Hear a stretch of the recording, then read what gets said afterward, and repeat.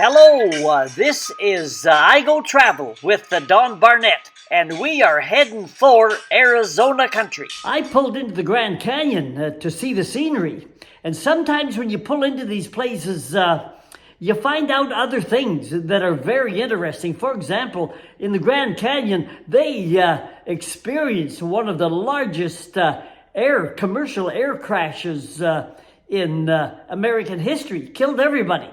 And it was a watershed in that it changed the rules for air safety, something that we need to look at again today.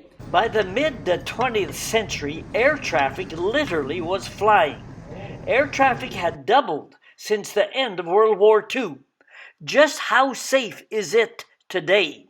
I ran across this sign of the air tragedy that initiated new flying safety measures. Somewhere down in the massive deep canyon, tourists today hike to see the remains of the two aircraft.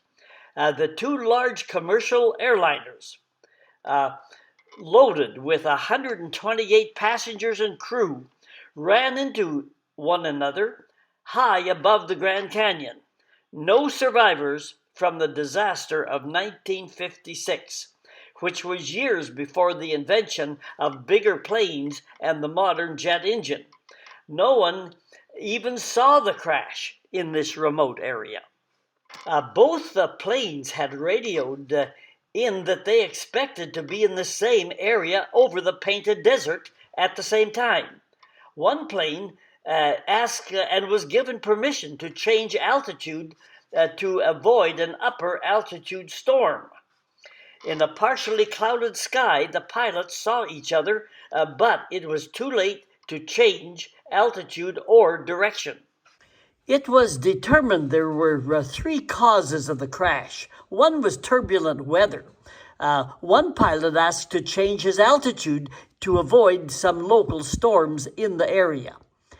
Number two, outdated flying visual rules. Rules placed primary responsibility on the pilot's immediate physical line of sight. And line of sight was too little too late. Planes came out of the clouds. You couldn't change direction at that point in time. And the third reason was overall lack of communication between the pilots and control towers. There were continual signs that such an accident could happen. There had been 65 similar crashes in the 5-year period before, from 1950 to 55. So when the big one came, it was perhaps predictable. The crash was a pivotal point for changing rules on air safety, making our current air travel one of the most reliable in the world. But there are again today winds for change on the horizon. Right after the accident, the United States formed the FAA, Federal Aviation Association, and they instigated immediately 3 rules that made air travel a whole lot safer. Number 1, there was no more flying under visual flight rules. No dependence upon pilots seeing one another at the last minute. Number 2, total direction was by air traffic controllers. And number 3, not only new rules, but new technology was instigated. Number 3, all commercial aircraft was equipped with automated collision avoidance systems.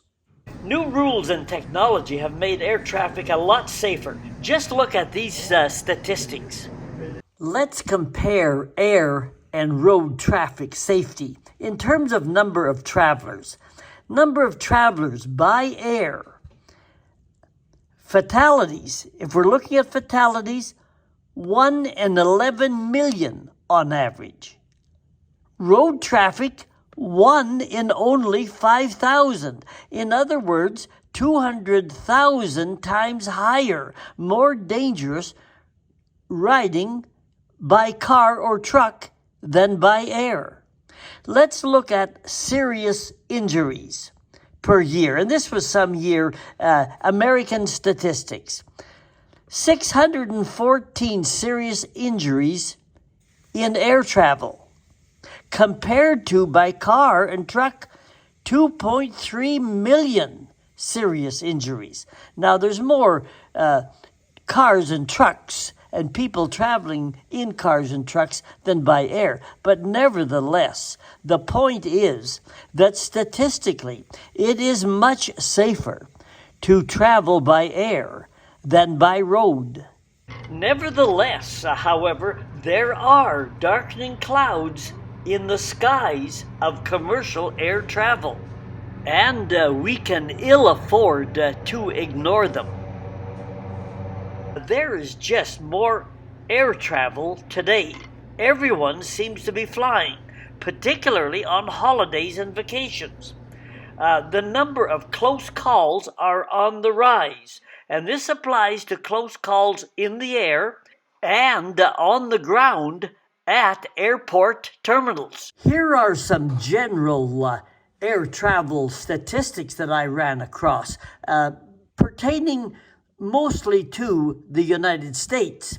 But the first point here is important, that close calls in the air and on the ground are on the rise. In 1 year, it was reported 226 near mid-air collisions, which is a 15% increase.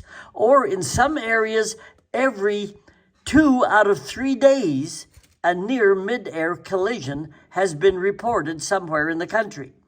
Now, I know these statistics are a little out of date now, but back in 2022, they're probably higher now. Look, moving toward 2,000, 1,700 air and ground mishaps were reported. Not major accidents, but minor collisions.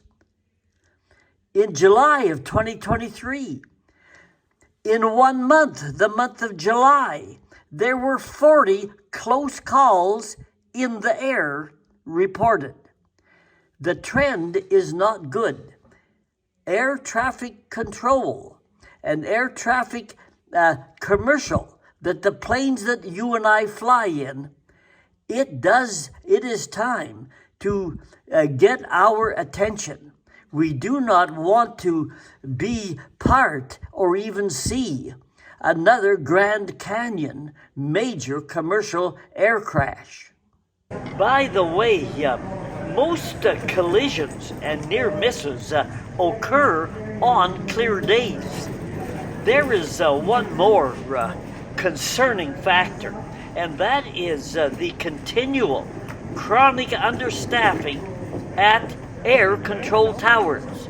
There are indications that we might be in another trend of a pending air disaster, as we were prior to that horrific crash over the Grand Canyon. There's more to the Grand Canyon than a big airplane crash and beautiful scenery. I made a video, and if you want to see the rest of the Grand Canyon, take a look at my video. All you have to do is, as it says here near the bottom, just Google the little @ Don Barnett 5090. Look for the word, click on my name, and then look for the word playlists in the middle of the page. Click on playlists and scroll down to the Arizona playlist. And that's where the Grand Canyon video is in. That is all she wrote. We are rolling on. Hit the subscribe button and that'll tell you when we're putting more videos on the internet. Until then, we'll see you down the trail.